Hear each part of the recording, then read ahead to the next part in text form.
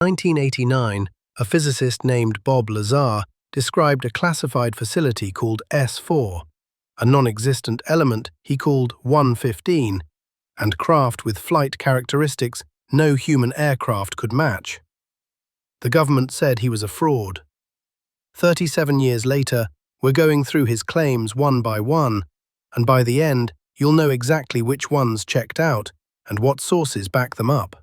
On May 15, 1989, Las Vegas investigative reporter George Knapp aired an interview with a man identified only as Dennis, a physicist who claimed to have worked at a secret installation called S4, built into a mountainside on the southern shore of Papoose Lake, approximately 15 miles south of Area 51.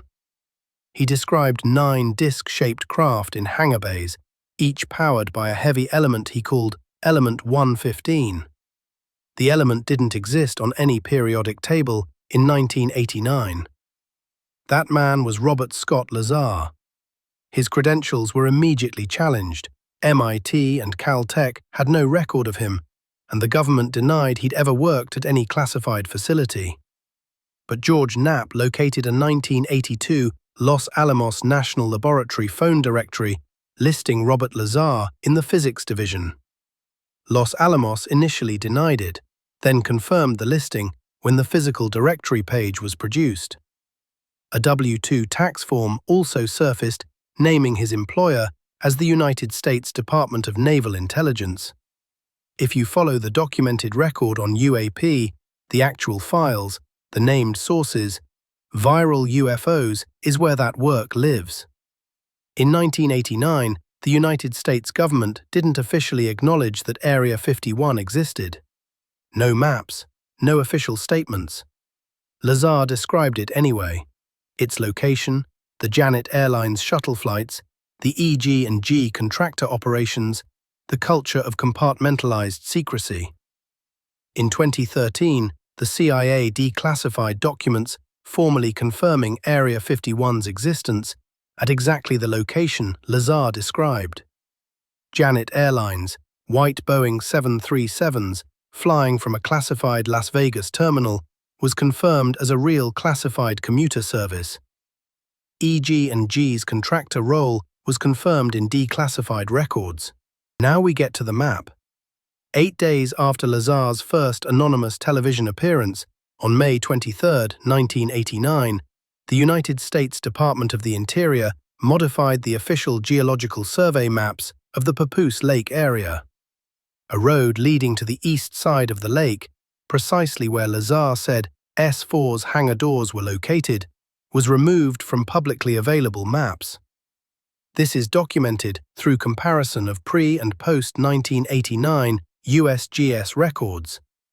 No FOIA request has ever produced an explanation. The timeline connecting that broadcast to that map change is verifiable. If Lazar was describing a fictional location, the question's unavoidable. What did the Department of the Interior see on television that made them edit their maps? No government agency has acknowledged or explained the alteration.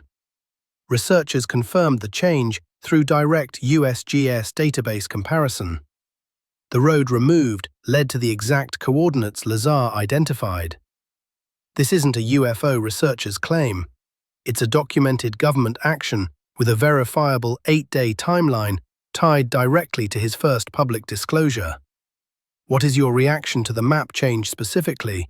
Does a government editing its own cartographic records shift how you read this case? Drop it in the comments.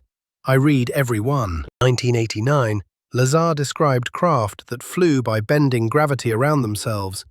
No exhaust, no aerodynamic surfaces, instantaneous acceleration, direction changes with no deceleration, hypersonic speed from a standing start.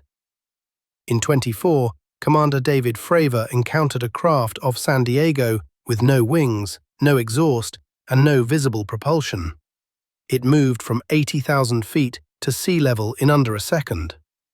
The Pentagon's 2021 ODNI UAP report listed instantaneous acceleration and hypersonic velocity as documented characteristics across multiple incidents. language that mirrors Lazar's 1989 technical descriptions almost exactly. In 1989, the periodic table ended at element 109. Lazar named element 115 specifically, a stable, super-heavy element used as propulsion fuel in the craft's reactor. In 23, Russian and American scientists synthesized 4 atoms of element 115 for the first time. In 2016, the International Union of Pure and Applied Chemistry officially named it moscovium. The synthesized version is unstable, with a half-life measured in milliseconds, not the stable isotope Lazar described. Skeptics call that a contradiction. Lazar specifically said the alien version was a naturally occurring stable isotope that humans couldn't produce.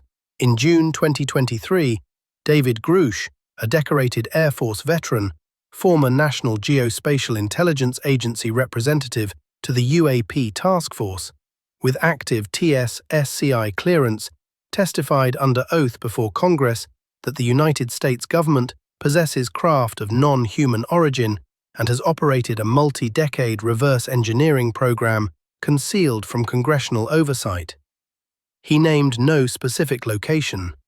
He didn't mention Lazar, but the structure he described, a black program within the defense contractor ecosystem, involving physical craft not of human manufacture, maps directly onto what Lazar claimed operationally in 1989 from the other side.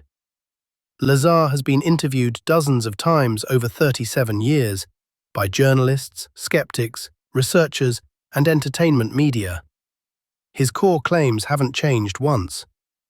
9 craft at S4, element 115 as propulsion fuel, gravity wave propulsion. Supervisor Dennis Mariani, EG&G contractor relationship. Janet Airlines commute. What has changed is notable. Claims he made about things he read rather than witnessed, alien biology, historical documents, have been progressively stripped from his public account. That's the opposite of the embellishment pattern typical in fabricated accounts.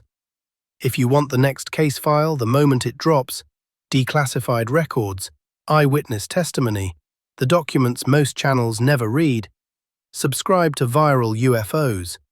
One click keeps the record open. Here's what the documented record shows.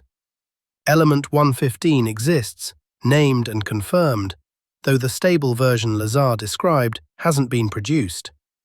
Area 51 is real, confirmed by CIA documents in 2013.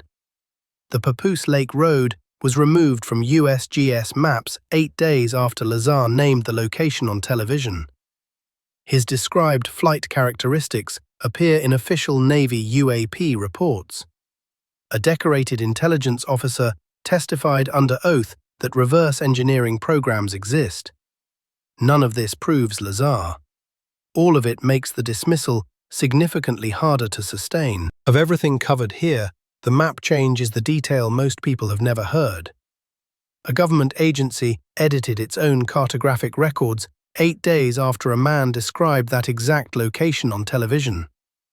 What's your read on that specific action? Drop it in the comments. I read every one.